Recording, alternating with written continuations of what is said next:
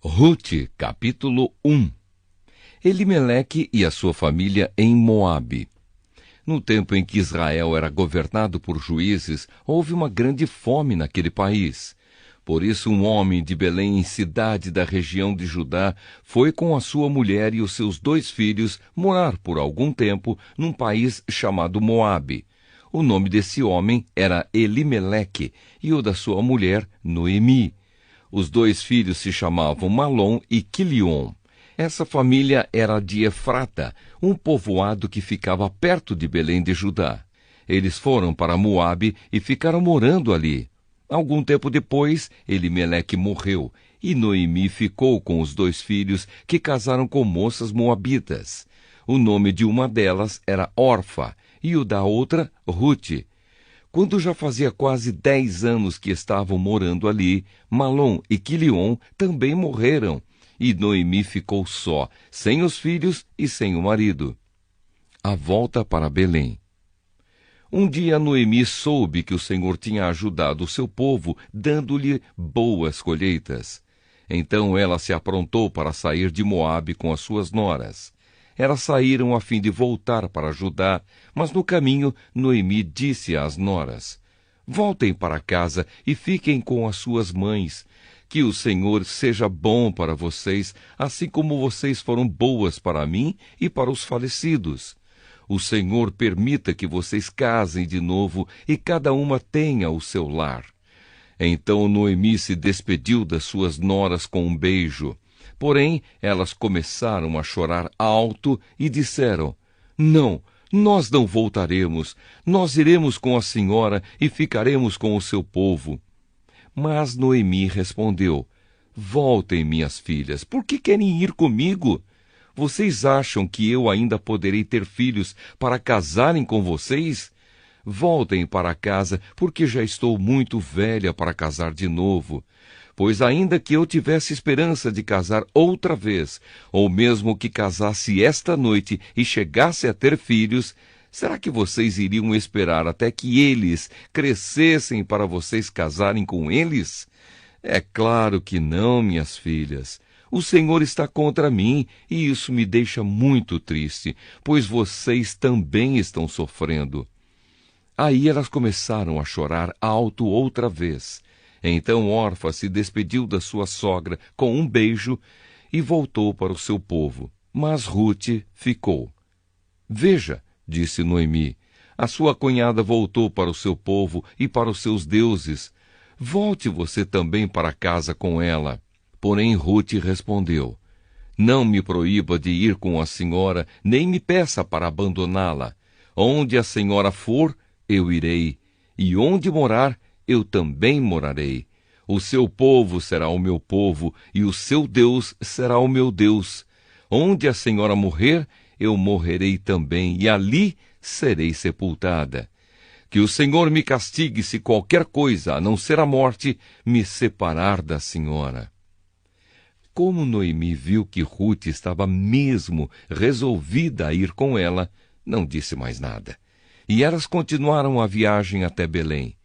Quando chegaram lá, toda a cidade ficou agitada por causa delas, e as mulheres perguntavam: esta é a Noemi? Porém ela respondia: não me chamem de Noemi a feliz, chamem de Mara a amargurada, porque o Deus Todo-Poderoso me deu muita amargura. Quando saí daqui, eu tinha tudo, mas o Senhor me fez voltar sem nada. Então, por que me chamar de feliz se o Deus Todo-Poderoso me fez sofrer e me deu tanta aflição? E foi assim que Noemi voltou de Moabe com Rute, a sua nora moabita. Elas chegaram a Belém quando a colheita de cevada estava começando. Rute, capítulo 2. Rute vai catar espigas. Noemi tinha um parente chamado Boaz, que era um homem rico e muito importante. Ele era da família de Elimeleque, o marido de Noemi. Um dia Rute disse a Noemi: deixe que eu vá até as plantações para catar as espigas que ficam caídas no chão. Talvez algum trabalhador me deixe ir atrás dele, catando as espigas que forem caindo. Vá, minha filha, respondeu Noemi. Então Rute foi ao campo e andava atrás dos trabalhadores, catando as espigas que caíam. E por acaso ela entrou numa plantação que era de Boaz, um parente de Elimeleque. Nisso Boaz chegou de Belém e disse aos trabalhadores: Que o Senhor esteja com vocês. Que o Senhor o abençoe, responderam eles. Aí Boaz perguntou ao chefe dos trabalhadores: Quem é aquela moça ali? Ele respondeu: É a moabita que veio de Moabe com Noemi. Ela me pediu que a deixasse ir atrás dos trabalhadores, catando as espigas que fossem caindo. E assim ela está trabalhando desde cedo até agora e só parou um pouco para descansar debaixo do abrigo. Então Boaz disse a Rute: Escute, minha filha, não vá catar espigas em nenhuma outra plantação. Fique aqui e trabalhe perto das minhas empregadas. Preste atenção e fique com elas no campo onde vão cortar espigas. Eu dei ordem aos empregados para não mexerem com você. Quando ficar com sede, beba da água que os empregados tirarem para beber. Aí Rute ajoelhou-se, encostou o rosto no chão e disse: Por que é que o Senhor reparou em mim e é tão bom para mim que sou estrangeira? Boaz respondeu: Eu ouvi falar de tudo o que você fez pela sua sogra, desde que o seu marido morreu. E sei que você deixou o seu pai, a sua mãe e a sua pátria e veio viver entre gente que não conhecia. Que o Senhor a recompense por tudo o que você fez. Que o Senhor, o Deus de Israel, cuja proteção você veio procurar, lhe dê uma grande recompensa. Rute disse a Boaz: O Senhor está sendo muito bom para mim. O Senhor me dá ânimo falando comigo com tanta bondade, pois eu mereço menos do que uma das suas empregadas. Na hora do almoço, Boaz disse a Rute: Vem aqui, pegue um pedaço de pão e molhe no vinho. Então ela sentou-se ao lado dos trabalhadores e Boaz lhe deu cevada torrada. Ela comeu até ficar satisfeita e ainda sobrou. Quando Rute se levantou para ir de novo catar espigas, Boaz ordenou aos empregados: Deixem que ela apanhe espigas até no meio dos feixes, e não a aborreçam. Tirem também algumas espigas dos feixes e deixem cair, para que ela possa apanhar, e não briguem com ela. E assim Rute catou espigas no campo até de tarde. Depois debulhou os grãos das espigas que havia apanhado, e estes pesaram quase 25 quilos. Pegou a cevada, voltou para a cidade e mostrou à sua sogra o quanto havia catado. Também lhe deu a comida que tinha sobrado do almoço. Então Noemi perguntou: Onde é que você foi catar espigas hoje? Onde foi que você trabalhou? Que Deus abençoe o homem que se interessou por você. Aí Rute contou a Noemi que havia trabalhado na plantação de um homem chamado Boaz. E Noemi disse: Que o Senhor abençoe Boaz, que sempre tem sido bom, tanto para os que estão vivos como para os que já morreram. Noemi continuou: Esse homem é nosso parente chegado e um dos responsáveis por nós. Então Rute disse: Além de tudo isso, ele disse que eu posso continuar trabalhando com os seus empregados até acabar a colheita. Noemi respondeu: É bom que você vá com as empregadas dele, minha filha, pois se fosse trabalhar na plantação de outro homem, você poderia ser humilhada. Assim Rute trabalhou com as empregadas de Boaz e catou espigas até terminar a colheita da cevada e do trigo, e continuou morando com a sua sogra.